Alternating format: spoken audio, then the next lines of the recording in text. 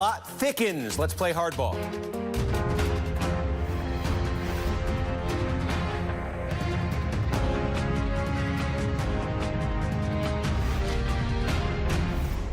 And good evening, I'm Steve Kornacki in for Chris Matthews tonight. New revelations about the Trump campaign's meeting with a Russian lawyer last summer have again raised doubts about the evolving account of Donald Trump Jr., who attended that meeting on the promise of Kremlin-sourced dirt on Hillary Clinton. This morning, NBC News reported that there was a previously undisclosed person also in the room that day, Russian-American lobbyist Rinat Akhmetshin, former Soviet counterintelligence officer who's suspected by some U.S. officials of having ongoing ties to Russian intelligence. Akhmetshin denies any current ties to Russian spy agencies. However, Senator Chuck Grassley, the chairman of the Judiciary Committee and a Republican, noted in a letter to the Department of Homeland Security back in April, quote, that Mr. Rinat Akhmetshin has been accused of acting as an unregistered agent for Russian interests and apparently has ties to Russian intelligence.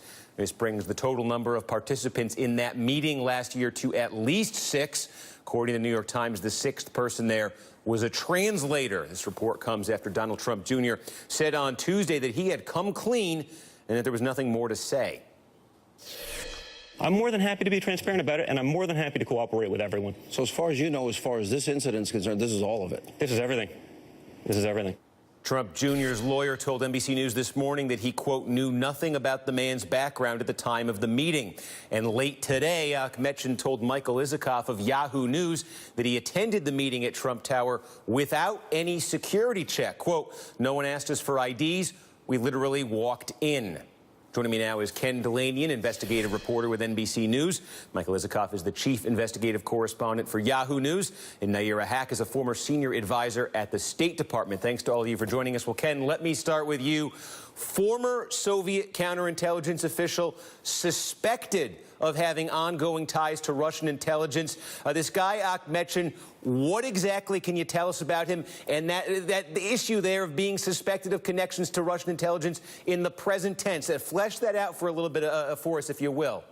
I will, Steve. It's important to know that to note that we don't know what the evidence is on that. We know that, as you pointed out there, Senator Grassley's office has made those allegations, but we have no idea what they're based on. I think the most important thing to know about him, actually, is that he's a classic Washington operator. He is Russian-born. He did spend some time in the Soviet military where he had a counterintelligence role, but he came to the U.S., became a U.S. citizen, and he's been an operator in the shadows in Washington for years, lobbying for various causes, some of which have to do with Russian Americans and Russians, and on behalf of the Putin government. On occasion, he's been on the other side of the Putin government.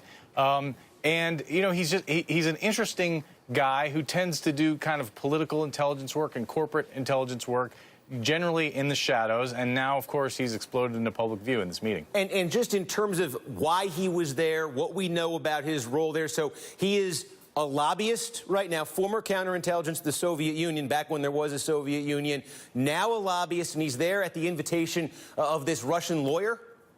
Yeah, I mean, there's sort of two stories here. There's the story that Rinat, the lobbyist, and the lawyer are telling, and the Trump team, which is that this meeting was about these Magnitsky Act sanctions, that they came to meet with the Trump folks to lobby against these sanctions and give them maybe some information about some contributions to the DNC. And the Trump folks looked at it and said, this has nothing to do with the campaign. This is a nothing burger. That's their story.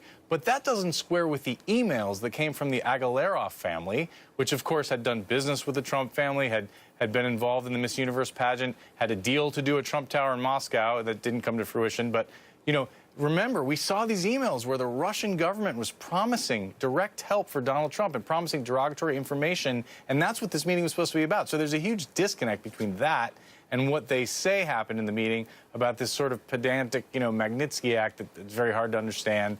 You know, intelligence officials raise this possibility that even if the folks who went to the meeting thought it was about these sanctions and the Magnitsky Act, what it may have been for Russian intelligence is a way to figure out whether they could get access to the Trump campaign. And the answer was yes. The Trump campaign was willing to take a meeting based on a promise of help. Yeah, and Michael Isikoff, let me bring you in on that, because among all of the other details you have here, and you talked to this guy, Akhmetshin, I guess, today, is this he showed up at Trump Tower, and that this is a guy, former Soviet counterintel official. He obviously attracted the suspicion of Chuck Grassley and others down in Washington.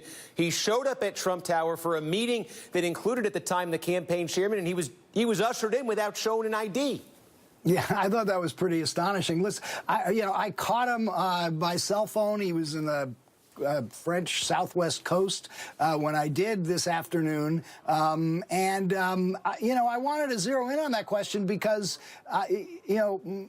how did he get into this meeting? Why was he there? His account is he was dressed in a T-shirt and jeans and happened to be having lunch with Natalia, the lawyer who he had worked with lobbying against the Magnitsky Act. And she just happens to mention, oh, I got this meeting this afternoon at Trump Tower. Why don't you come along? I would have thought that to get cleared into Trump Tower to go see the campaign manager of the campaign, the son of the candidate, there would have been a record of who was going up to Trump Tower. Somebody would have had to have cleared you in, at least according to his account, Renat's account. Nothing of the kind took place. They just strolled back in. Nobody asked them for any ID whatsoever, and there he is, sitting with the highest levels of the Trump campaign. Now, this might be exculpatory for the Trump campaign. It would explain how they didn't know he was there because there was no record of him being there, if this account is true. On the other hand, if one has a more sinister view of events or thinks this was part of an intelligence operation, it is a way by which people who might have other agendas could gain access to the highest levels of a presidential campaign. Yeah, I mean, Nayyera, talk a little bit more about that, if you will. I mean, one of the defenses we've seen with this and just in general when it comes to any of these stories like this with Trump folks and from Trump world, is it always seems to fall back to the idea, well, these are political amateurs. They're not used to running sophisticated national campaigns. They're not used to running a government, for that matter. So things are going to happen that we aren't going to see before. I haven't heard them offer that specific defense here. I wouldn't be surprised if we end up hearing that. What would you say, though, if the defense you end up hearing here is, well, yeah, you know what, I didn't know any better. We took the meeting. Sure, she showed up with somebody else. We went with it. We rolled with it. What would you say to that? Well, I would use I'm sorry.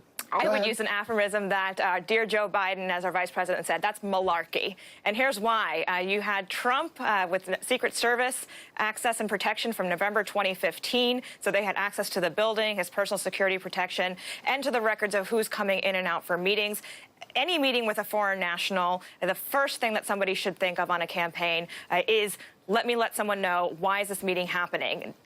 You don't think, oh, let me invite the campaign chairman and several other people in charge of the operation and bring them into this potentially compromising situation with foreign intelligence officials. And this is the idea. If this is an intelligence operation by a foreign adversary, they're going to exploit any of these loopholes of an amateur operation. So it's the responsibility, if you are trying to run for the highest office of the land, take the office of commander-in-chief and protect national security, it is your responsibility to take notice and make some effort to keep track of how people are coming in and out of your office space, in particular taking advantage of your family members. I want to get to another detail here from this interview that Mike Iskoff, you had today with Ahmedchin. He also told you that the Russian lawyer in that meeting, quote, brought a folder with information about an American hedge fund operating in Russia that she believed was funneling money to the Democratic National Committee. Now, this follows Donald Trump Jr.'s promise on Tuesday to turn over additional documents pertaining to that meeting.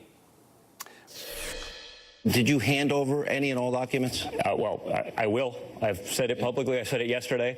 More than happy to cooperate with everyone. I just want the truth to get out there.